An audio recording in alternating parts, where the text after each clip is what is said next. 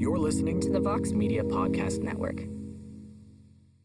Welcome to Between the Links with your host, Mike Heck. Thank you, Esther Lynn, and welcome to a brand new edition of Between the Links on MMAfighting.com. Hope you're having a great start to your week. UFC 253 finally going down this Saturday in Abu Dhabi. It's Fight Island time once again. 5 weeks worth of events, and it kicks off with two big title fights on Saturday night for the middleweight and light heavyweight titles. And don't forget, everybody, I actually forgot about this until like 6 seconds ago. Bellator is back this Saturday as well in Milan, Italy.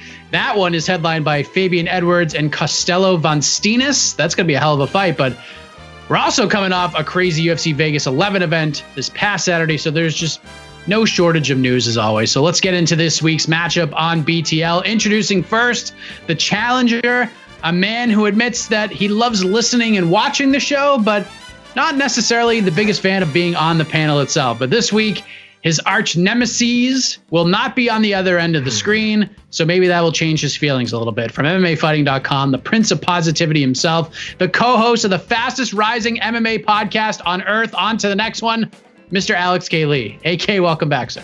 Mike, thank you for welcoming me back. Yes, I'm glad that the reign of Jed Meshew is over. However, I'm as equally terrified of the reign of my opponent today. I will say I watched carefully last week's episode. I have studied her moves, studied her tricks. I'm going to try not to bite on some of these feints and some of these things that she was throwing out there. There's a lot more subtle work than usual. It's not like the sledgehammer that is like Jed Meshew or the wild man that is, Jose Young. So I really had to study. I had to go to the tape this time. Normally I like to, figure it out in the cage, but this time I did my work. So I'm ready. I'm ready for the champion. We got a little more than 5 minutes notice this time around. We couldn't say the same the last time you were on, but let us introduce the reigning, undisputed Between the Links champion. She stopped the reign of Jed Meshew last week, but she's here for her first title defense. She's been everywhere these days. She's also been a multiple-time panelist on the old MMA beat here on MMA Fighting, did backstage reporting for Access TV, actress, fitness. She's everywhere. The champ, Phoenix Carnevale. How are you? Good. I'm so happy to be here because it was a fun night of fights, and I'm just excited to talk about it. And we have a great week coming ahead. So let's go. I like to defend. Don't expect anything from me because expect the unexpected. That's all I have to say. I love it. I love it. So let's get right into this thing. Let's talk about the main event from this past Saturday night. Let's start with Tyron Woodley. All right. We've been talking about Tyron since Saturday night.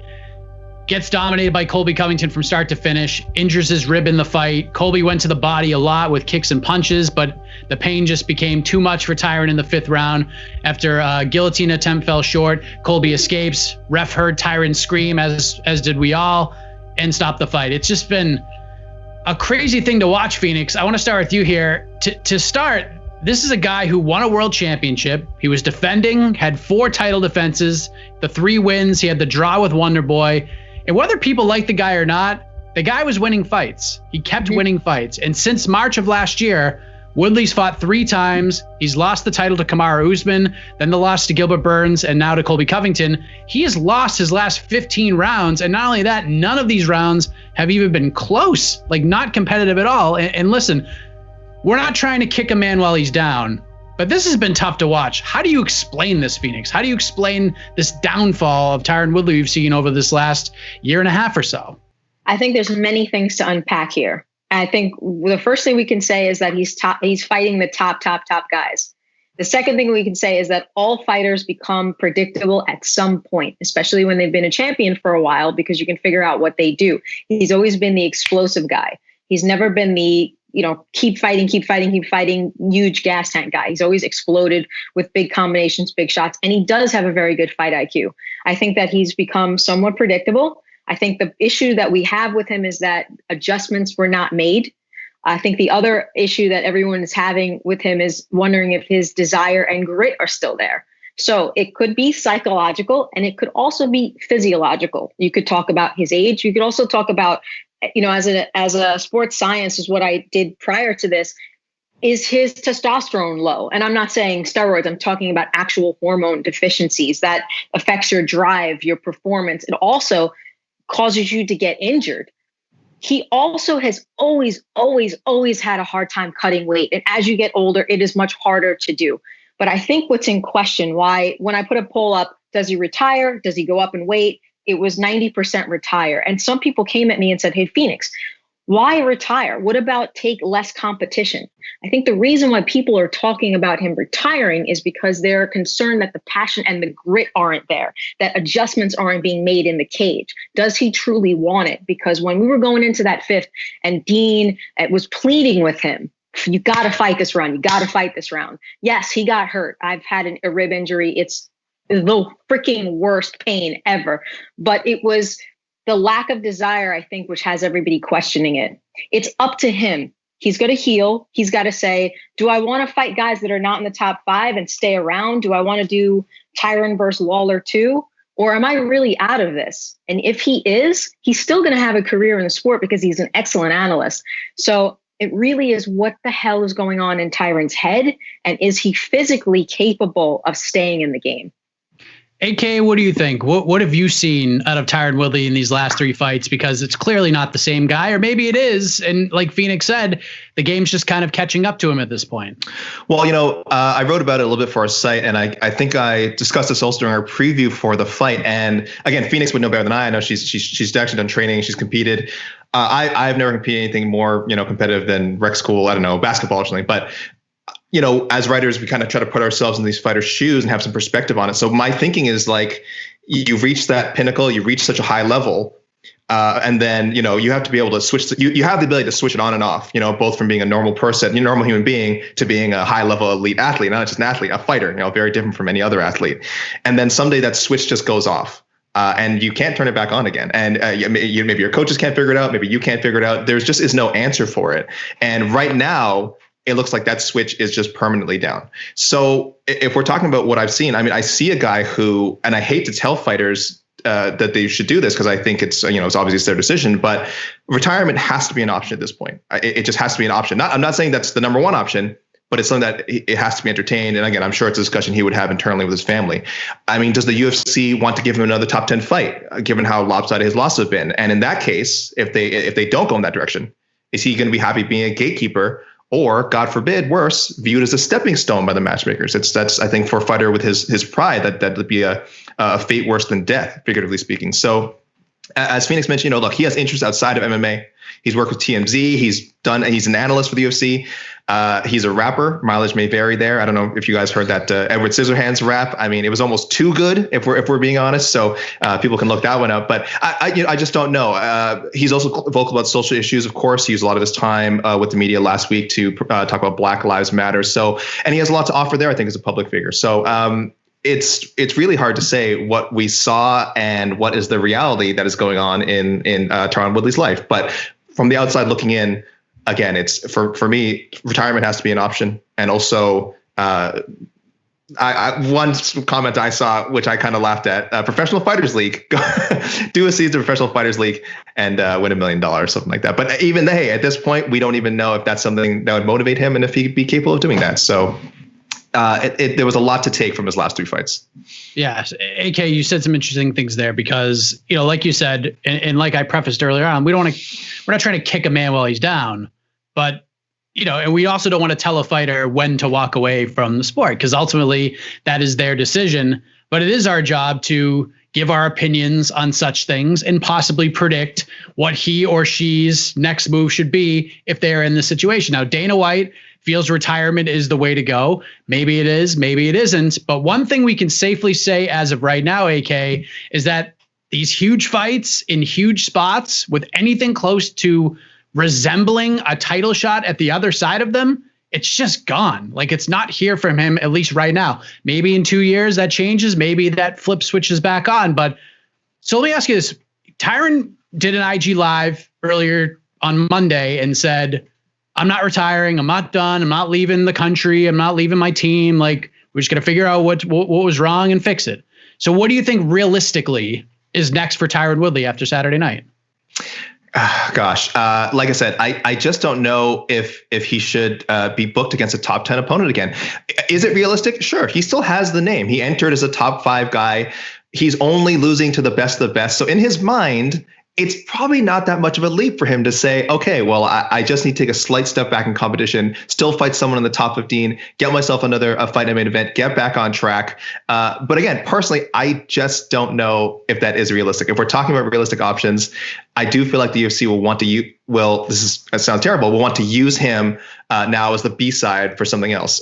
You could argue he was the B-side in this fight, but I would say it was more two A-sides given the heat of the feud. But now I do feel like the next time they're going to say, look, Tyron, you're matched up with like let's say a Chimaev, okay, to get to our obligatory Chimaev reference out of the way on this show. Would he want to do that? Would he say yes to that fight? Like, I don't think he should, but at this point, I don't know where his head is at. But those are the kind of things I think the UFC is going to use him for. Now he's a name for someone else to make their name off of. So that to me is with the next realistic direction that they're going to go in, unfortunately. What do you think, Phoenix? Do you agree with AK? He's kind of in that stepping stone gatekeeper spot that he needs to crawl his way out of? Or, do you see something else realistically that could be next for Tyron after Saturday night?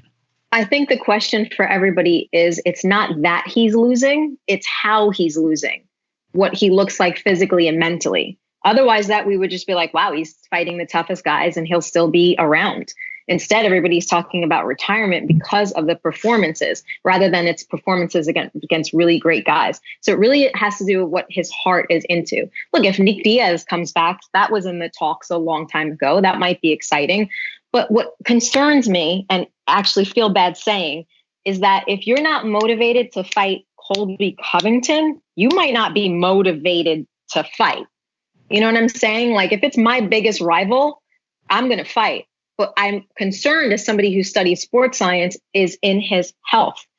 Does he have such severe adrenal fatigue from all the fights that he's had that he's unable to explode the way he used to? Because when we saw a glimmer of that, he backs up against the cage. When he pushed off the cage and threw his right hand, we were like, oh, Tyron, oh my God, there you are. And then it was gone after that. You know what I'm saying? So I can't make the decision for this athlete. I can't. I can say from what I'm seeing of you, yes, it might be time.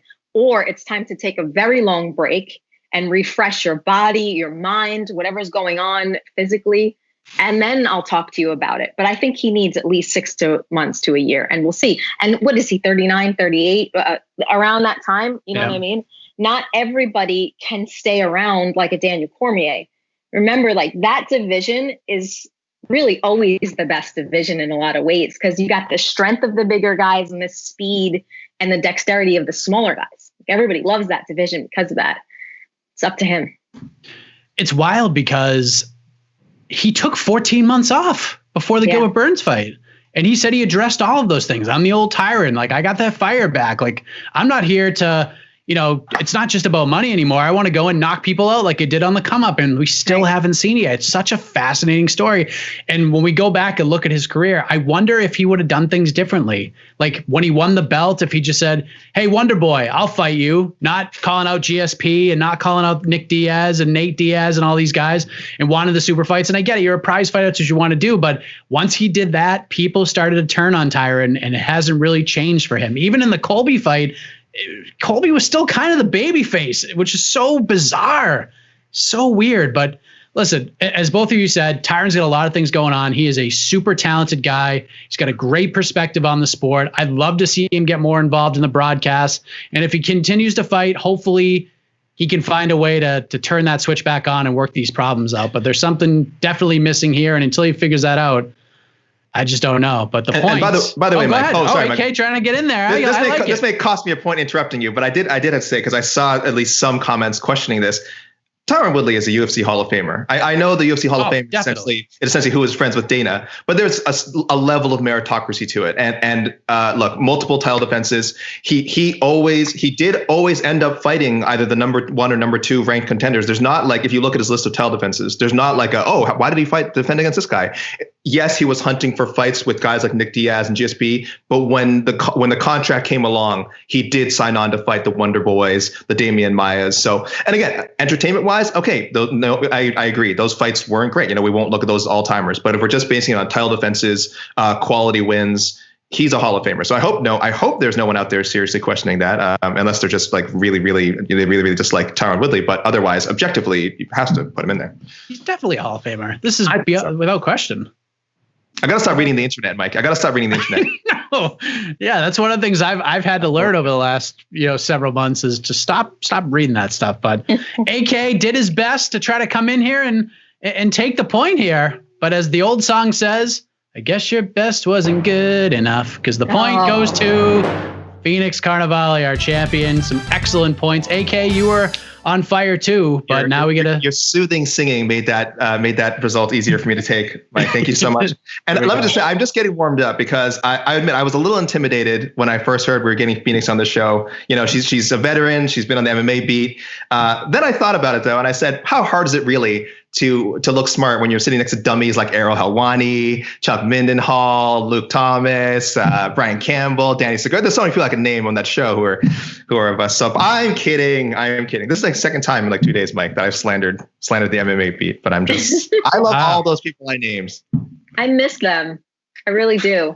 I miss them a lot. I'm sure they miss working with you as well. Hopefully you got, again, everyone's doing all kinds of different shows. Hopefully you guys will find ways to fit you in on a guest spot on those as well, because I'm just talking trash about people I miss. Yes, maybe we'll do a reunion show right here in Between the Links sometime. Maybe. We'll see. We can only wonder. But listen, I think we're talking about all this stuff because we want to avoid the elephant in the room, because we have to talk about the flip side of this conversation. We have to talk about Colby Covington, like vintage performance from the former interim welterweight champion. This was pure domination, gets back to his winning ways after the fight with Kamaru Usman. He did what he needed to do in the octagon. He finishes Tyron Woodley. No one has finished Tyron Woodley since Nate Marquardt did it in Strikeforce. So it had been a long time since that had happened. But there are some things posted, some things said before and after the fight that weren't so great. So we're not going to get into quotes and specifics, at least not me, about what he said and how he said it. But in the end, Colby is on to a new chapter in his career. Phoenix, I want to start with you. In the grand scheme of things, when we all woke up on Sunday morning, were you seeing a Colby Covington whose stock had risen after this past week and at Saturday night, or a guy whose stock has fallen, even with the win? I think it depends on who you ask. If you forget all of the stuff that he says and does that's controversial, and you just look at him as an athlete, then absolutely, right? Because now people are talking about, I really hope that Masvidal and Diaz 2 doesn't happen, because that would be fun. Or if Burns falls out and he gets a rematch, well, that'll be fun. So because the matchups in our minds are happening, his stock has risen. As a public figure, it depends on what side of the coin you're on here, but I can't really think of an experience where the president called an athlete during his UFC interview. Yeah, was it perfectly timed? Like, oh, you're on TV right now. Oh, hey, there's an election happening. What's up there, Colby? Oh, it's great. Love you. You know what I'm saying? Like, that was a little convenient, but I can't think of the president ever calling a UFC athlete before. So that's kind of big, whether you like either one of them or not. Just the idea of it is a big deal. So yeah, his stock has risen as an athlete with a gas tank, and the way he's mixed things up and has taken control over fights. I have a lot of positive things to say in that direction.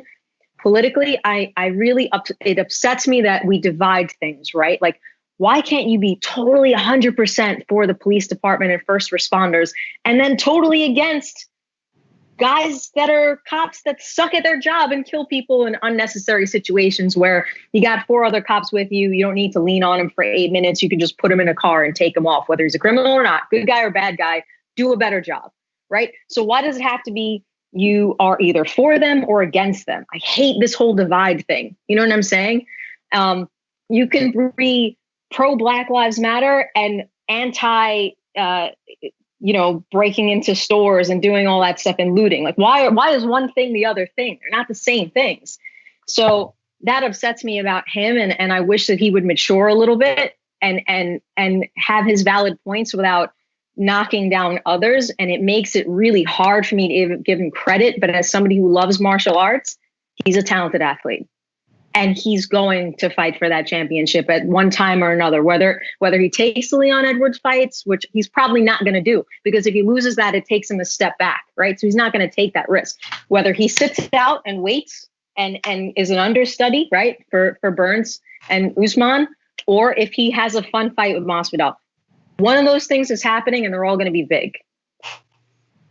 AK, what do you think? I mean, you weren't on the post-fight show, so this is the first time we've really got to hear you talk about any of the stuff. But, Colby goes in there and does his thing, but there were hiccups and speed bumps along the way to get there. And then some of the things that were said after the fact rubbed a lot of people the wrong way, but it also rubbed a lot of people the right way. It's just the division in this country and around the world right now. This sport has tended to be an escape for a lot of these people. And now it's almost smack dab in the middle of the controversy at different points. What did you think of all this? Where does Colby's stock stand with you between walking out of the octagon Saturday night to where it is right now? Well, first, I can't help but echo a little bit of what Phoenix said there, because I think she made some very great points about, the issues beyond this fight that are certainly related to this fight, but beyond this fight. I just wish there was more nuance in these discussions, you know what I mean? Which I think is kind of what Phoenix is saying. Like, obviously the Black Lives Matter thing came up because, look, Tyron Woodley put it out there. He answered his whole press conference with Black Lives Matter, but it became this thing where, again, it just polarized people more. And I'm not blaming him for it. I'm saying that's when it happened. That's the decision people made for themselves is, well, he said that. Well, now I have to take a side. And I don't want to learn more about why he said that. I've just decided that because he said that, I'm firmly over here and those people can be firmly over there. And this is the way it's going to be. And that's not the way it is. So the whole point of making a statement like that for Tyron was to raise, again, anytime I think any athletes do these things, is to raise awareness. But sometimes people just look at those three words and say, well, that's it. That's what it means for me. So I'm glad Phoenix brought that up. And again, I do think it's part of a greater discussion that we need to continue to have in the media, especially when we're talking about guys like Colby Covington. So sticking to the question, though, I will say, did his stock go up? Absolutely, it did, especially with his fan base. They had to be let down a little bit, I think, with the Usman fight. There was a lot of excuses being made after, by Covington and his supporters saying, the fight was stopped too early. I think it was like 50 seconds before the end of the fifth round. It was stopped too early. He was up on one of the cards. So there was some damage control done there. But the fact is he lost. He was not able to boast about defeating one of his rivals. So now he gets another chance against one of his rivals, someone who had, I would say, even more heat than he had with Usman. And then he doesn't just beat him, he finishes him. So that's big. He gets a definitive win against someone who's not just a rival, but in this case, an ideological nemesis. So huge for him. And just from a ranking sense, he needed to back up the talk. He talks so much, and again, for those of us who find it amusing or offensive, he talks a lot. And at the end of the day, he didn't back it up against Usman. He backed up a lot of the things he'd been saying against Woodley, fair or not. It's he always said, I dominated Woodley when we used to train together. Whether that's true or not, he can at least say, see, well, now I have at least video evidence. That fight is, you put us in competition. I was the better man. He said, I'm going to end his career. We don't know if that's going to happen, but whenever Woodley decides to retire, Covington for the rest of his life is going to say, I was the final nail, and everything else that happened after was just an after effect of what I did to him. So his stock really went all the way up, I think. And beating Woodley was very important, I think, in the long run for his legacy, whatever that legacy may be, whenever everything's said and done. AK, I've been interviewing Colby Covington for years, like years and years, before anybody really in the UFC knew who he was. Like, he was a guy that was winning fights, but no one really knew who he was. He was the guy that was standing in the street with signs saying, book me a fight. I need to fight somebody. Before, and he was always this way. Like, he always had the brashness, always knew how to talk trash. This shtick, this whole thing that he's doing with Trump and all that stuff, like, it's gotten so big for him to this point that he's almost like he's veering towards the line of becoming this person in a weird way. Like, I don't want to speak for Colby, but it seems like if you tell like one lie and it goes on for a long time, it's like a little snowball. It just rolls down the hill and it gets bigger and bigger and bigger. And eventually it just becomes too much for you. Is that kind of what Colby's going through right now? Do you think like he's feeling the pressure of trying to get back to a title shot, trying to become a big star, make all the money he can while he can, but keep the shtick up at the same time? It's hard to do both. Like, it's really hard to have these personalities, especially when they're almost two completely different people. Yeah, look, you pretend to be, I agree, pretend to be something long enough, you're going to actually start to become that. Maybe not completely, but certainly at least partially. I mean, for example, Mike, when I first had to start working with like Jose Youngs, for example, I had to convince myself that I enjoyed working with him. And after about a year or so, I'm like, I actually kind of do. But it was a lie at first, and now it's partially the truth. But speaking more seriously, yeah, I think anyone who's ever had to put on any sort of, don't want to say facade, but I think, we all have switches of personality depending which groups we're with, with our family, with our friends, with our coworkers, things like that. And you cannot fake that forever. It's either your facade crumbles or you do start to become that. And that's why I'm absolutely of the side of people who say, look, this act that Covington is doing is dangerous, regardless of how seriously some people choose to take it. You can only, if you're this committed to it for this long, it becomes reality in some way. Okay. Like anything that's on in the media, like on TV, on the radio, this is kind of like, basic film theory stuff, is like, it's quote unquote not real, but there's certainly I'm getting a little abstract here, but a simulation of reality. And it's a simulation of reality that is very appealing to a large part of the MMA fan base, unfortunately, and maybe a large part of the country right now. So I agree it may have started as an act, and in his mind, he may still think it's an act. I just don't think he knows how far it's gone, how damaging it can be. I think he has lost perspective, to put it flatly. What do you think, Phoenix? Do you agree with that? Do you guys remember Macho Man Randy Savage? Of course. Okay. Oh, yeah. We were watching old clips of Macho Man Randy Savage the other day. And then we watched him in a real interview. And we were like, holy cow, he really sounds like that. So Macho Man's interviews is just his voice turned up. You know what I'm saying? So I think that this is Colby turned up. I think that he takes the WWE stuff because that is what worked for him. He was almost cut before this. Remember, he said that he had to come up with a little bit of something before he was going to get cut like this, and he decided to go with that. I'm not saying that's not who he really is. I'm saying it's him amplified. It's a bigger version of him. And I know that he's like pushing it, because if you keep saying, I love the police, I love the fire department, I love the first responders, them as a group is going to be like, I like this guy. He's giving us props. You know what I mean? Especially during this time. So he's trying to make fans of the people he thinks are on his side. And that's what he's trying to do. It is going to be exhausting after a while, which is why we found him to be quieter during this fight, because he really did. Even though he dominated, he was still giving Tyron enough respect. No, this guy can explode at any minute. I've got to be really careful with this fight. I've got to really pick and choose my shots and be smart. So I think that he's learning how to merge the two things. He's not being over the top with it, but the second the red light of the camera goes on, he turns it on. It's going to be dangerous because at some point somebody will be able to beat him. Will it be Masvidal? I don't know. If it stays standing, but it's going to really be really difficult. Colby's thing is he wanted the attention and now he has it. And as soon as it dies out, he'll jump over to WWE. That's how it'll be. I truly believe that because of the Tyron and his beliefs and Colby and his beliefs, maybe his shtick, I think that's why they weren't in the same room for the presser. You can call it COVID. You could throw out these conspiracy theories all you want. Nobody really knows the answer to this question, but that was my immediate thought. I was like, man, if these two are in the same room, it's going to get really ugly really quickly. And I understand that there's still a ton of heat between Covington and Usman. That drained over after the fight when they were doing the post-fight show. That got pretty gross and nasty too. It's just the political climate we are in. And if they were to fight now, that's going to get real ugly really quickly. But be that as it may, Colby has put himself in a great position to get the next title shot. AK, let me ask you, does he get it? Is Colby Covington's next fight going to be for the welterweight title? My bet is that it would be. Yeah, I think the UFC is going to go full speed ahead with the Nate Diaz Jorge Masvidal rematch for whatever reason. But I think I think again, we've said it's for Covington, it's either that or it's the title fight. That's all that makes sense for him. Him taking anything else is just illogical. So yeah, I don't really have a lot to say about it other than yes, I fully expect him to get the next title shot, whether it's at the end of this year or if for some reason at least over into 2021. But either way, post-election, whatever happens, he's going to have even a lot more to say. And then he's going to carry that into whatever fight he takes next, which I think will be either a rematch with Usman or who knows, Gilbert Burns if Burns is victorious.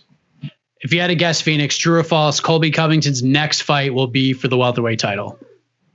I think so. If he's smart about it, that's where he wants to be. That's what he's going to do. So it's either a very, very big paycheck with Masvidal, which is probably not going to happen because of Diaz, or it's that title fight. We will see how it plays out. Not sure if Colby's going to be doing any media or not. I have reached out. We will see what happens. But we'll see. And if he does come on, he likes you.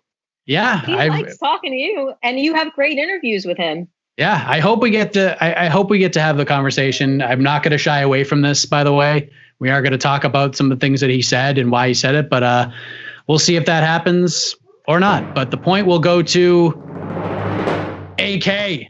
Ties things up. This is a great battle. This is everything I hoped it would be.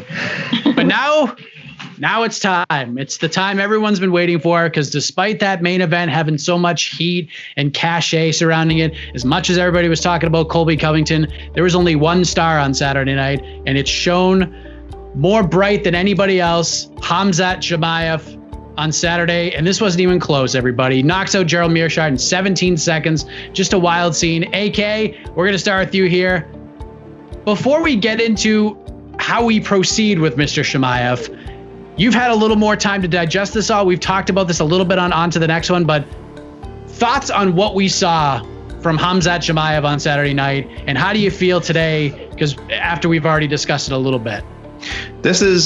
There's no better way to put it. This was a Conor McGregor star-making moment. Okay, the expectations were so high after Fight Island. First, of who he was going to fight next. Maybe Gerald Meerschaert wasn't the first name that popped into people's minds, but I thought the booking made a lot of sense when it happened. And I think people could at least look at the record of Gerald Meerschaert and see some of the guys he's beaten, see some of the performances put on, and say, okay, it's not a top-ranked guy, but it's certainly someone with a much greater level of experience and close, the UFC quality that we know compared to Reese McKee or John Phillips, right?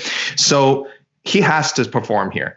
I thought that he would be slightly exposed as far as not being able to finish Meerschaert and just kind of putting on a very strong 3-round performance, which would be good, but at least put down tamp down the hype a little bit. Instead, the exact opposite happened. I think the hype exploded tenfold.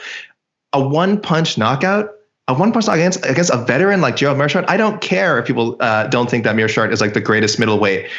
That's just something that's normal when a prospect is put in this position. Or it's extremely notable, and in only future stars. It really only happens to future stars. I could be wrong. Maybe we'll look at this as a blip on the radar a year from now and say, hey, remember when he won those first 3 fights and capped it off with a 17-second knockout, and that was the peak of it, and then he lost like his next 3 fights? It could happen. But that is beyond his control and beyond the UFC's control. All they can do is put him in this position to have a star-making moment, and my goodness, if he wasn't a star already, if this was the first time people saw him, he's exploded now. So like you said, it was the talk of the night, man. Like for even someone like me who was skeptical, after that, I was like, okay, put him up against anyone next. I will watch, and I will probably pick him to win. Phoenix, here's my reaction. Okay. Cause I had a wife and a son asleep upstairs, so I couldn't scream out everything I wanted to scream out after that knockout, but I'll leave it at this. It was more like you have got to be effing kidding me right now. I cannot believe that just happened. How did you react to the punch and the knockout and the finish? I mean, it was a beautiful, beautiful knockout, because you look at Gerald and he knows it's coming. I have fought people who are super fast. They're like, oh, that's coming towards me. And then you get hit with it. It was speed and accuracy. That was so beautiful. So I thought it was excellent. But I think in terms of his popularity, let's calm down, everyone. Let's just calm down. It's only 3 fights. I mean, Gerald was the biggest name out of them so far. We're talking about giving him top 5. Let's chill out. Okay, let's just relax. Yeah, he's definitely special, and he's definitely talented, and he has that it factor too. But we said the same thing about Sean O'Malley, and then he lost. Yeah, it was a freak thing with his foot and whatnot. Let's calm down. What I loved was that Khamzat had talked about right before the fight, he was watching Mike Tyson before he came out, right? And that totally inspired him. But let's look at the allure of Mike Tyson. Tyson won his first 13 fights at first-round knockouts. He built that mystique. Let's give this guy some time. The Maia fight with Maia's ranked 7 or 8 right now. I'm not sure. I don't have it in front of me. So that's a pretty big name. And that's a completely different style. That's seriously one of the best grapplers in UFC history. So that's a totally different type of style. And then let's see him against a Stephen Thompson or a Gunnar Nelson. I like my karate guys, right? Who have movement and footwork. I'm not going to get excited about you until I can see all the things that you can do. It takes me a little bit of time. Do I I'm going to buy your next fight. I'm excited to see it, but I'm not, oh my God, it's amazing. You showed me 3 fights and I haven't seen you against different styles. When we play video games, right, we're always like style versus style. We want to see what they can do. So let's calm down, everybody. Let's calm down. He's good, but let's see what else he can do. Like Izzy proved it to me because I've seen variety in what he can do. I've seen a couple of really amazing fights that have put him there.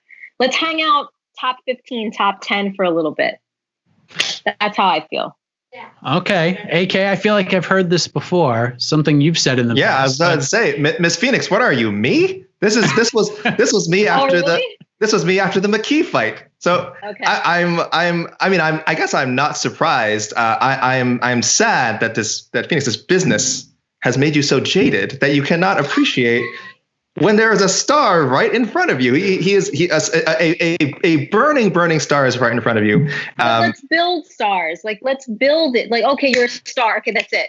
But you don't want to be a shooting star. You want to be a big, bright, shining star. And in order to do that, build your allure. You bring up Mike Tyson, but like I said, it was the first 13 fights in the first round. You were like terrified of this guy. So let's build. Get your reputation out there before you burn out quickly. I don't want to see that for him. Oh, MMA fans have no patience for that. That's we're not talking about boxing fans here. We're talking about MMA fans. That's true. MMA fans. We're like squirrel. Like let's. I can almost guarantee. If we ran a poll, by the way, MMA fans, we love you guys. By the way, we love you all. I can guarantee that if we ran a poll, who should, God forbid, should something happen to Gilbert Burns and he can't fight Usman, who should step in, Colby Covington or Chimaev? It'd be pretty close. I'm telling you, again, and we're talking about like just random internet voters here, but I'm telling you, that's how much cachet this guy's name has. And I'm not saying that's logical or that's the right thing to do, but that is the level of hype we're dealing with. And again, what happens when you take one of these moments and you just knock it out of the park? So again, justifiable or not, this is how high the stock is in some people's eyes. All right, AK. So let me ask you, what do we do here with this guy? Okay, because there's the Maia fight that may or may not be there because Dana White didn't seem all that convinced of it on Saturday. I don't know. We don't really know. But listen, I've been very clear. I'm not a fan of that fight for a number of reasons, mostly to do with Damian Maia. But you can legit do anything you want with this guy. You can go Phoenix's route and just showcase him against, to kind of do it MVP style. But people have had so many thoughts about how Chimaev has been or should be booked. The Meerschaert matchup was met with so many mixed feelings. The double booking with Maia got met with so many mixed feelings. Now that we've gotten our result from Saturday, AK, do you feel like the UFC has done this right? Do you have enough faith, based on what Phoenix just said, that the UFC will continue to do this right moving forward and build this guy up the way he needs to be built? I'll say yes, but there's actually kind of two separate answers. One, I do think they've kind of done the right thing building him up. Like I said, I thought the Meerschaert thing was really smart. The double booking, a little shaky, and I'm kind of hoping that the Maia fight is out of the question now. I think we need to readjust this guy's trajectory. But giving him a lot of time at Thursday's press conference, for whatever reason that it wasn't Woodley and Covington that were given the spotlight. Again, people can speculate all they want. Dana White's reasoning, of course, said he wanted to give the undercard a little more attention than usual. It did work for Meerschaert and Chimaev. Chimaev was once again the most talked about person. His trash talk, you might like it, you might not, but he was very active. He was yucking it up with Cowboy. Cowboy seems to have taken him under his wing, seems to love him. So I think the UFC has done a very good job. What I would like to see next for him, and Mike, like you said, we've discussed on a previous show, but I'm actually more firm on it now that I think about it. Despite my hyping up this guy as the next big thing, I actually would love to see him drop down to 170 again and fight another guy who's dropped down to 170. I think Kevin Holland is the right guy for him right now. There's a bit of trash talk between the two. They said there was some altercation at the hotel, and then Holland called him out after. So I think it's a very logical thing to do. And if we're just looking at the rankings, that's kind of where I would put both of them. At 170 or 185, wherever you put Chimaev at this point in his career. So not the biggest name right now, but Holland's a great talent, and I think he'd give Chimaev a real run for his money. All right, Phoenix, you're on the slow build camp here. You want to build that allure, make him an even bigger star than you can. What would you do with Chimaev? Like, who would you put him up against? How would you make this happen? I like what Alex said. I think that prospect versus prospect is a really good idea. I don't know how I felt about like the double booking. I kind of just feel like that got out in the public. I feel like that happens a lot more than we realize. Like, okay, if you do this, then you'll get this, and then we'll do this, and we'll keep you busy, and this is the way it's going to go. And that usually doesn't go out into the public. But like they just did that for whatever reason, you know? And I do feel that that the thing with having Covington and Woodley not there for that press conference, if you are trying to build stars, it is a really good idea. There's a lot of things to do with him, and it really just depends on what division he's going to hang out with. You know, I kind of thought maybe Neil Magny. You know, Magny just beat Lawler. Like, that would kind of be fun. Magny is a veteran that if you can get past him, that would prove a lot to me. So that's not a bad idea either. So I kind of like, I like that. I want to see what you could do. I like the Magny idea. It's an under the radar idea. No one seems to be mentioning his name. I think it's Vicente Luque. I think that's the fight. Yeah. You get a top 10 guy. You get a dangerous guy who could finish you with one shot. But Chimaev could also take him down and submit him in a matter of seconds. Like, that's a very intriguing matchup to me. Last thing on this, because AK said something that kind of struck a chord with me. Phoenix, remember when Conor was coming up? He beats Marcus Brimage, then he beats Max Holloway, but the Diego Brandao win was kind of that launching pad fight for him. Then he beats Poirier, then the Dennis Seaver win before all the title stuff. Conor was getting big. He was becoming this big star. But man, were there a lot of negative Nancy's when it came to Conor. He hasn't fought anybody. Wait till he gets a wrestler. We heard it all when it comes to Conor. We have questions about Chimaev because he only had 2 fights in like 11 days in the UFC. Most people still thought he would run through Gerald Meerschaert. This feels different than Conor. It seems like more people want to see him succeed, and they're not questioning him as much as they question Conor. Do you feel that as well, Phoenix? Could this be even bigger than the rise of Conor McGregor? I don't know if Chimaev has the personality that Conor has, that once he does get there, he'll be able to maintain it and be as funny and clever and all that type of stuff as Conor has been. Like Conor or not, he's really well spoken, you know? So I don't know. I think his escalation is quicker, if that's the question, then yeah. What do you think, AK? I mean, Phoenix makes a great point because, you know, Conor's just got this polarizing personality. You just can't ignore it. And maybe that's why it's created all those naysayings on the way up. But Chimaev's still pretty clever, even though he's soft-spoken, talking about the black fighting for, you know, find me a black belt if I submit you and all this stuff. Like, it was still pretty funny at the press conference. But could this be bigger? Because I feel like fans are way more behind him, like generally as a whole, than they were with Conor. They are, but I also think there's an element of the thrill of discovery there. I think McGregor, you know, he came from Cage Warriors, pretty well known already, and then had a lot of hype coming on. Khamzat literally came out of nowhere. So as soon as he had that first big win over John Phillips, and people already talked about having a turnaround, people were already getting on the bandwagon. And part of that is fans wanting to say, I was there first. You know, so that's why there was some of that with McGregor, but a lot more with this guy because people want to claim him. People want to say, I was on the Khamzat Chimaev bandwagon from the beginning. And when he becomes champion, oh, this guy represents me. I'm excited for this. Is a win for him. This is a win for me. So there's a personal pride to it that wasn't quite there with the McGregor thing, though he had a lot of other hooks, you know, the whole nation of Ireland behind him. And then, of course, all the brash talking. So he certainly had no trouble developing a fan base in a different way. Right now, I think you have a lot of the best of both worlds with Chimaev as far as he has that style of people have thought the style of Khabib, but he's a lot more aggressive as a finisher. Because even Khabib, when he was starting off in the UFC, he wasn't finishing people left and right. He was still very much the fighter we know now. A lot of control, a lot of dominance, lopsided wins, but missing some of those signature moments.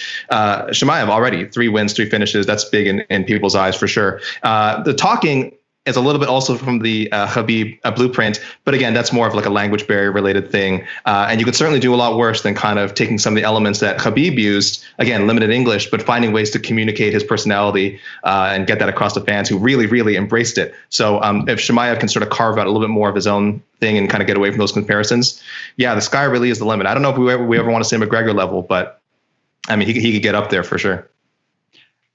I love it's so interesting. Jumping on Twitter, people were tagging me and posting me like, dude, just listen on to the next one. Can you imagine if if something happened with Adesanya or Costa and Chimaev stepped in and like won the title? I'm like, what?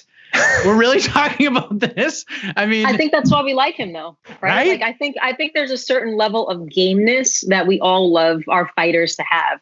a certain level of like, I'll do it. I'll go up and wait. I'll go down and wait. I'll fight anybody. There's certain fighters that we love that are like that.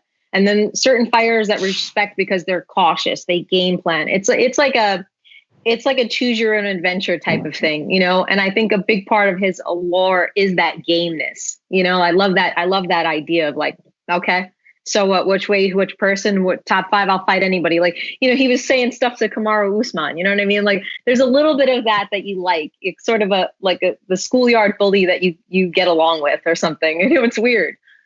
He's kind of a happy cat too. He's smart. He's got that mean face, but he also has like a nice little smile on him. And it's like you can understand him. You're part of the circle in a weird way. But the Khamzat show continues on. Maybe we'll continue on Fight Island. Go ahead. By the way, I like the choose your own adventure reference. I got it. I'm amazed that you pulled it up and that I got it, considering we're both so young.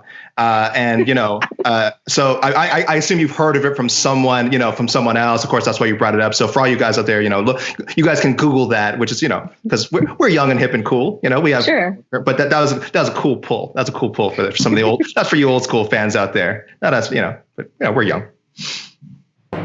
Point's going to go to Phoenix Carnevale, just because of the great comparisons. AK, you were very good as well. Man, this is a good round. My hands are sweaty. This is how good this battle. This is a back and forth battle full of respect. No trash talk. No Jed Meshew generalizations. I love this. So let's head to this Saturday. It took us all this time to finally get to UFC 253. We get 2 big title fights. Phenomenal main event between Israel Adesanya and Paulo Costa. There's been a lot said, a lot of bad blood between these guys, and it was actually quite refreshing, especially after Saturday night's festivities, to see them have a nice moment in Abu Dhabi. They were super respectful. They shook hands, but this fight is massive. It's a huge fight. Yes, the title is important, but at least in my eyes, this is one of those fights where the matchup has become bigger than the title itself. So that begs the question, AK, since the title has become somewhat secondary here, who has more pressure on them on Saturday night, Adesanya or Paulo Costa? Oh, it's all on Adesanya, man. It's all on Izzy. I mean, not just because he's the champion. I was going to say, obviously he's the champion. He doesn't want to lose the belt. Yeah, of course. But that Romero fight left such a bad taste in people's mouths. I don't know how he ended up taking the brunt of the criticism for that. I know some people were criticizing Romero at the time, but it seems as we get further from the fight, there is this myth that Romero was like trying to chase him down and Adesanya was like running away the whole time. That's not the case. It was a terrible fight. I'm not saying that, it was horrible, but I'm saying both guys are to blame. But at the same time, I don't blame Izzy. You're in the cage with Yoel Romero. Okay, I know you're one of the greatest fighters in the world, but I think anyone has to know, if you don't fight a smart way or fight the way that Israel Adesanya did, and by the way, he won the fight. If you don't fight that way, you're going to get killed by Yoel Romero. He will kill you. Not metaphorically speaking. A punch from him would kill the average person. And I'm glad Adesanya didn't even try to take one of those. I'm sorry. I know it resulted in a boring fight, and we would all hope for more. But yes, the pressure is on him to redeem himself from that performance, fair or not. In the eyes of the fans, some people even thought he lost that fight. So I don't know how that performance suddenly overshadowed some of the great work he's done in the past. The Gastelum fight was very recent, and that fight was amazing. The Whitaker fight was great, very exciting. But what have you done for me lately? Paulo Costa is a fresh face. I think people like him a lot. Obviously, very exciting fighter, known for his knockouts. He, on the other hand, had a super exciting fight with Romero. So I think that he has that going for him. I think it's nothing but positive vibes for Paulo Costa, and I just don't see him falling that far back as long as he has a competitive fight with Izzy.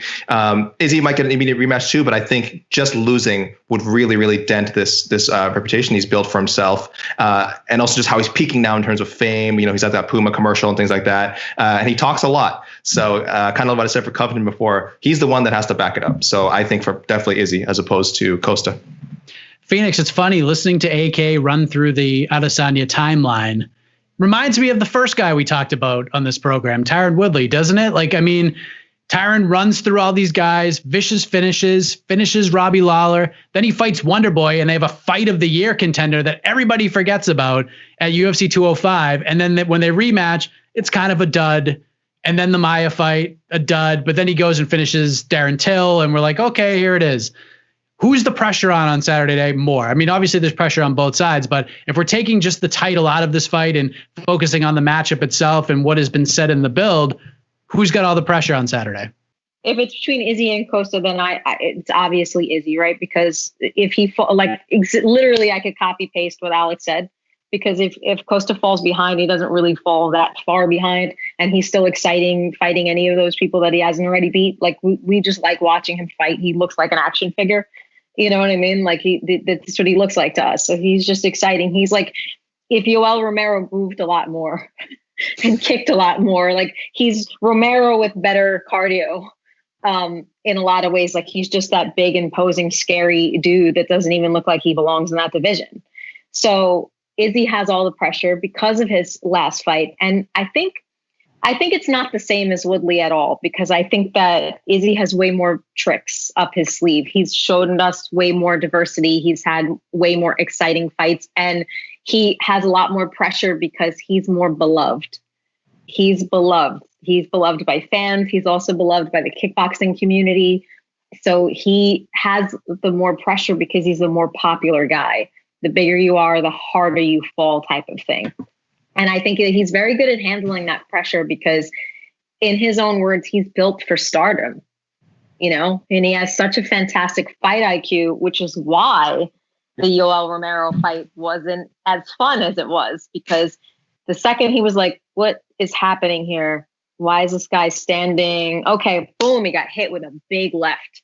And then after that, he was like, I need to adjust. And that's the fight IQ that makes me such a big fan of Israel, right? So, yeah, the pressure really is on him, but I think he can handle it either way. I think even if he loses, we're still going to want to watch this kid. I'm not going to get sick of him until he starts to deteriorate, Mike, I will add that for the Costa side of it, since we both argued for Izzy, that there's a lot of pressure on Bohachinia from my mother, because she has seen those Run for Your Life ads, and she has told me, she's like, who is that? He's so handsome. I hope he wins. Like, I hope he looks like a star. I hope he wins. And I'm like, okay, I got it. Yeah, all right. So there's some stakes here. That's all I'm saying. Don't let my mom down, Bohachinia. At least put on a good fight. Come on. What about the co-main event, AK? Dominick Reyes, last guy to fight John Jones at 205, at least for now, for the foreseeable future, taking on Jan Blachowicz. First title shot for him. Big fight. Also, what makes this interesting is it's flying completely under the radar, with the main event being as compelling as it is. But I guess who has more to prove? Who has more pressure on them this Saturday in this co-main event? Did they run one promo for the light heavyweight title fight? If they did, I don't remember it. I honestly don't. One. Yeah, there's one. Oh my goodness. But I'll say, Mike, I'll tell you for a penultimate question, I'm not thrilled with this one, because I think the answer for this one is obvious too. I think it's Reyes all the way. He's very much, I think, supposedly the uncrowned champion for people who thought that he beat John Jones. I think he's the A side of this matchup. I know it's a vacant title, but given his record, I would view him that way. And I looked at records at the odds this morning. He's hovering around -250 favorites. So there's some very tangible reasons why the pressure's on him as well. I don't think there's any pressure on Jan Blachowicz, a very respected guy. I don't think he's someone that people expected to, a KSW champion, sure, but to become a world title contender. He had a little bit of a slow start to his UFC career, So for me, I think he's just playing with found money. So this is supposed to be Reyes' fight. I think he's the fresher face. He's the one, again, people thought he beat John Jones. The other thing is to look at the negative side of it, not just about him capitalizing this moment, is it's easy to go downhill when you're handed these opportunities and you don't snatch them. They don't come along very often, especially when you miss one or two, or even missing one. I mean, remember Alexander Gustafsson, like, people, it's going to sound weird to say he's 3-5 since that John Jones fight, since losing the first John Jones fight. Yes, there's a couple of world title fights in there. It's all high level competition, so it's not a bad thing. But when you kind of just look at the raw numbers, you're like, oh, he didn't even have a winning record after that first John Jones fight. So I think, and look, if that's what happens to Reyes, should he lose, that's obviously not the worst thing. I mean, that's, like I said, a lot of opportunities that still came along. But if he wants to have that Khamzat Chimaev moment, that Conor McGregor moment, it has to be here, because that really is what MMA stardom is about. It's not just about becoming champion. It's about capturing the imagination. And I think he has to do it not just by beating Blachowicz. I think he has to do it in convincing fashion. This is one of those moments for Reyes. So I think there's a ton of pressure on him. And I think Blachowicz, I'm not saying he can't win, but I'm saying if he wins, I think, again, it's all gravy.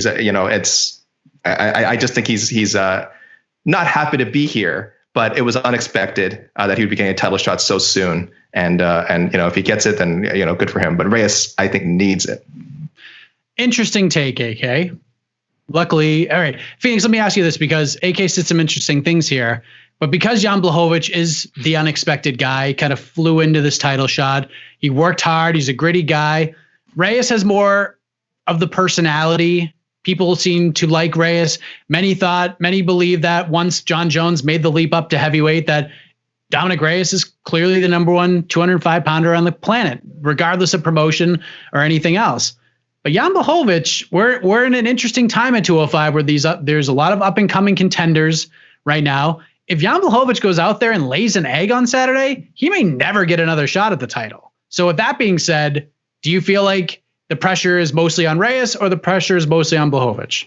I actually really agree with you, Mike. I was gonna say that. I was gonna say that because of John's personality, if he doesn't get this one, it's going to be hard to bring him back to the top. Like, okay, he's on a 3-fight winning streak right now. I think one was decision and the other 2 were KOs, if I remember correctly. So he's up there, but everybody's expecting it from Reyes. So I think it's almost equal pressure in a lot of ways, because Reyes is the expected, chosen one here.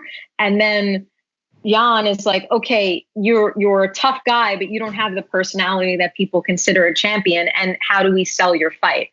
The other reason there's some pressure on Reyes is because he slowed down in 4 and 5, right? So that's where Jan came back and actually landed that decision to win that fight. So people are questioning him in those championship rounds. So he does have a little bit to prove. He can't coast 4 and 5. So he's going to have to really show that endurance if it starts going into those championship rounds. And I think that's a big question that we all have when it comes to Reyes, like what's going to happen in 4 and 5? Does he have that endurance to do it? So I think there's equal pressure there. But in star power alone, yeah, that's going to be on Reyes. Surely. And I think it's great for both guys that they are sneaking in here, because there's low expectations for this fight. Like, yeah, it's a title fight, but we're all just waiting for Izzy and Costa. So if they go out there and put on a barn burner, just like Joanna and Weili did before Israel fought Yoel Romero, I mean, that could be a fight that sticks on our radars for a long time. But AK, let's look at this card as a whole, because I mentioned this on the post show. I got kind of eye rolls here, but if we look matchup for matchup at between UFC Vegas 11 and UFC 253, I think the UFC Vegas 11 card was better. Like from top to bottom, I think it was a more complete card, but clearly the top of this card is way bigger than last Saturday's card. So where do you put this one on the greatness scale potential as it stands right now? Oh, on my gymnastics scale? Well, since we have surprised some new viewers, and Phoenix might not be familiar with it. Phoenix, I like to rate events and movies and other things in general. On like a gymnastics, I like to give it a degree of difficulty first. So I don't rate out of 10. Every event is a different potential. So UFC Vegas 11, for example, was like a potential of like a 9.5. And I think I ended up saying like 9.2. Like almost nailed it. Just need to get a little extra rotation on that last flip, what have you. So to extend the metaphor. So this card, I would say it has a lower ceiling, but still high, if only because I think if the main events deliver, then the potential for entertainment there is higher, and sort of the impact on the sort of the MMA landscape is higher than necessarily the Covington Woodley fight or the Cerrone Nico Price fight. So I'll go with a potential for a 9 here. So this could be a 9 out of 9, I guess, if that's my score goes.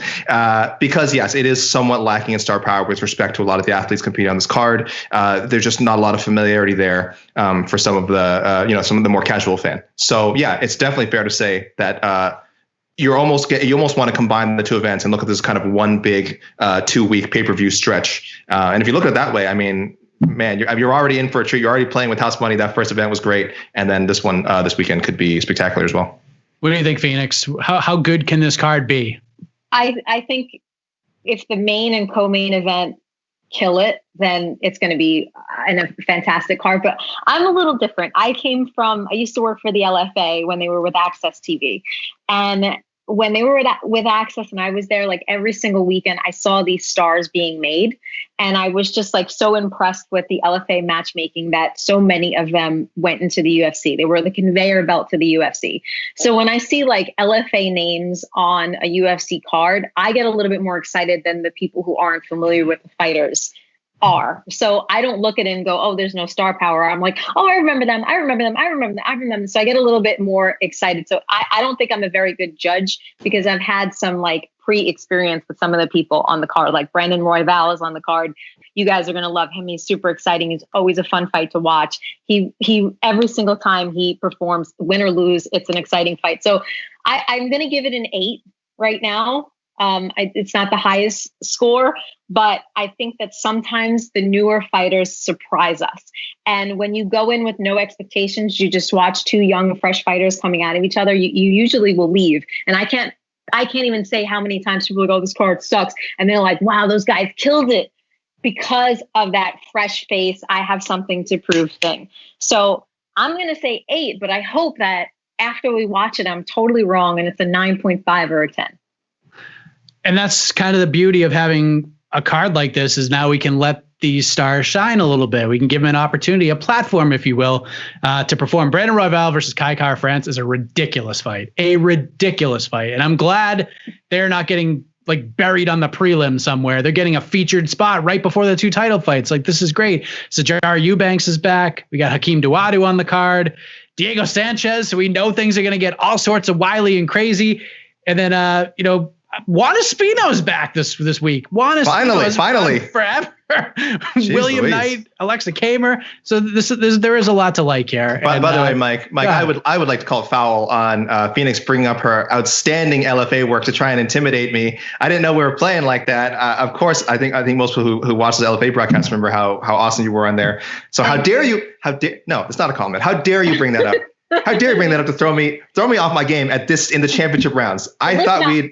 I'm unemployed, so you win anyway because I'm not, you know what I mean? It's my former job. I'm not with them anymore, so it totally sucks. I don't get to show off that clout like I used to. Well, it's all out there. People, you guys can find those clips.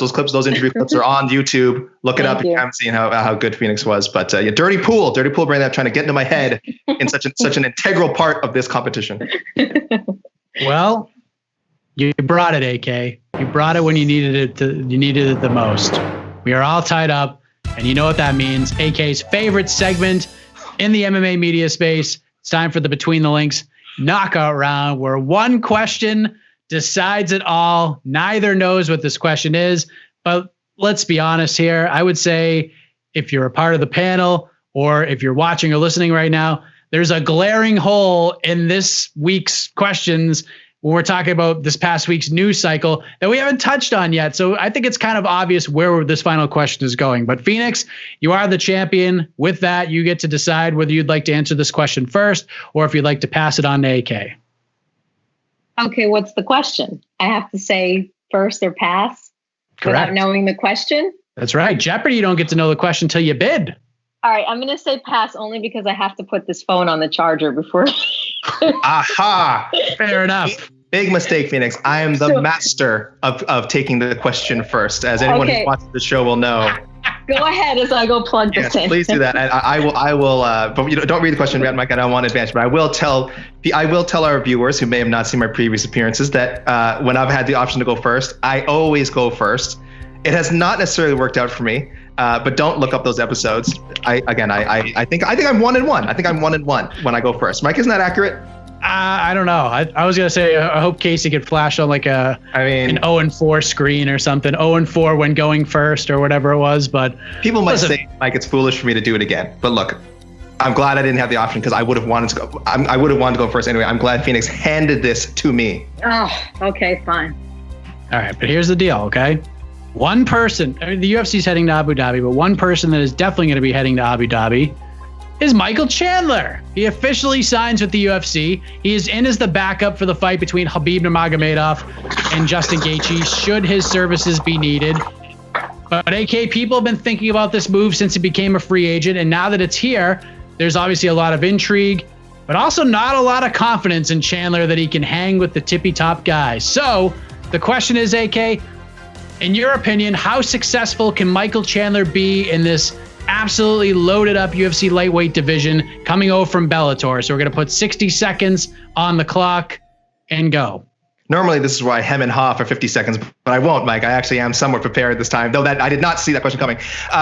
I'm going to say right away, I honestly think he can beat the world champion. I know it sounds crazy. I know people will say it's a huge jump up from like the Dave Rickles and from like getting knocked out by a featherweight, by, Patricio Pitbull. I get it. I get the skepticism. But this is a case of a guy who you can't always just look at the results, which, by the way, are impressive. Benson Henderson, Eddie Alvarez, a lot of quality wins there. He's the kind of guy, you see him fight and you know he's good. Like he has all the skills needed to be a high-level mixed martial artist and a premier lightweight. Again, I think we've had a discussion before. I would put him in the top 10. I absolutely think he's a top 10 lightweight already if you rank all the promotions. Am I saying he could beat Nurmagomedov or Gaethje on that day? I don't know. But I do think if for some reason he slips in and does get that title shot and fails, that does not rule him out of getting future title shots. I think we will see him fight for it. I think we'll see him fight for a UFC title at least once, possibly twice. And I think he has the potential to win it depending on the opponent. So for me, absolute top is the limit. All right. Phoenix, same question for you. Michael Chandler now in the UFC.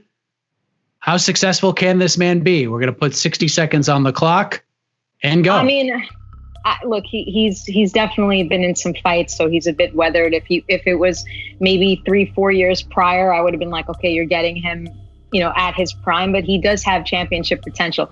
It makes this. It's the debate of like the UFC champs versus the Bellator champs, which I don't like because I think Bellator, especially since Coker got involved, has now brought in the top of the top. So he's scouting some of the best too. So they know their business really well. And I think Chandler really would have a great fight. It was the same thing when Gaethje came over from World Series of Fighting. Everybody's like, oh, how's he going to do against the top 10 guys? And look where he is now.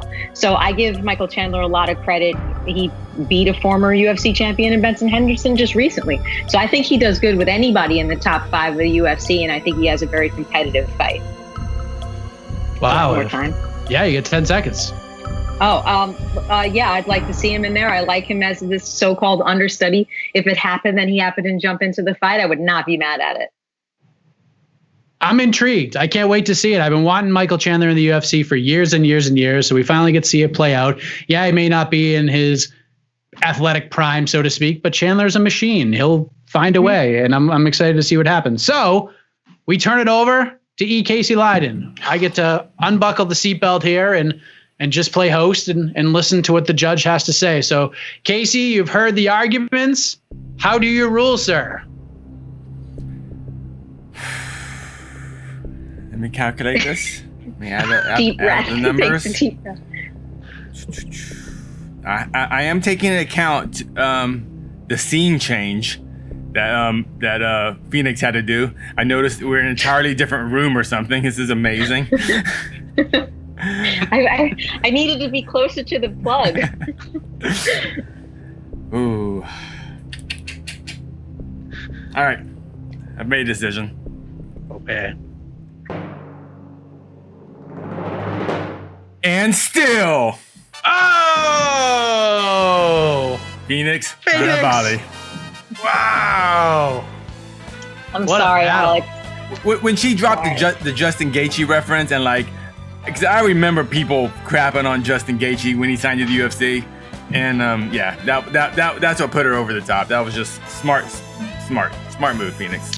She mistook the 10-second clapper for the end of the round bell. I am going. Chris Tione and I need to have a talk. I am going to speak to Chris Tione. That's all I'm gonna say. We're gonna have a discussion. You're right. Did you just call our champion a Betch Gohea? No, or Spike Carlisle. No, I'm sorry. I will save my complaints for afterwards. I'm sorry. This is not how a title challenger should conduct themselves. It was very much an honor to finally get to do a show with Phoenix Carnevale and to get my butt kicked once again on this show.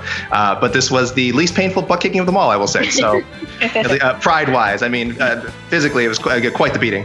But pride-wise, I feel much better about losing to Phoenix than I do to some of our other colleagues. So, congratulations. So I shouldn't even be talking. This is her time to talk. Sorry. Congratulations. Yes. Thank you. Phoenix, 30 seconds, talk about whatever it is you like to talk about, good, bad, and different, and then we're going to break some news in a matter of moments as well. So go ahead. Oh, man, it's 30 seconds. Follow me on social media. I'm unemployed right now, so I'm looking for gigs. That's pretty much all I have to say. I mean, listen, you guys know I love the MMA fans and the MMA community, and I just love martial arts in general. And MMA is an opportunity for you to see many martial arts mix and what they can do. So I love being in this sport, in this world, and follow me on social. I'll be here. All right. And the breaking news is, Phoenix, next week, right here in the virtual Between the Links cage, the rematch. Phoenix versus Meerschaert for the title. Okay. I'll be ready. She just shrugged off Jed so hard. She's like, go okay, Phoenix. I'll fight him. You're ready. Go Phoenix. You got to be confident. I don't even need to trash talk. That's how confident I am. Team Phoenix all the way. Team Phoenix all the way. Sorry, Jed. I love your brother. Team Phoenix all the way. Well, I can't wait. I cannot wait for the rematch to happen next week. Congratulations, Phoenix, a defending champion, not named Jed Meerschaert or Jose Youngs. This is excellent stuff. AK, excellent performance, my friend. You came through in a big way. Always a pleasure to have you on. We'll see you Monday morning for on to the next one, of course, because we have a big week ahead of us. UFC 253 going on this Saturday. Bellator in Milan. I think that's on their YouTube page at 5 p.m. Eastern time. So we get plenty of martial arts action coming your way this weekend. But that's it for this episode. Big thank you to Casey Leiden on the production, Esther Lynn with the graphics and the intro. For Phoenix, AK, I am Mike Heck. We'll see you back here once again Between the Links next week. Good night, everybody. Bye, guys. This has been Between the Links with your host, Mike Heck. Brought to you by MMA Fighting, a production of Vox Media. You're listening to the Vox Media Podcast Network.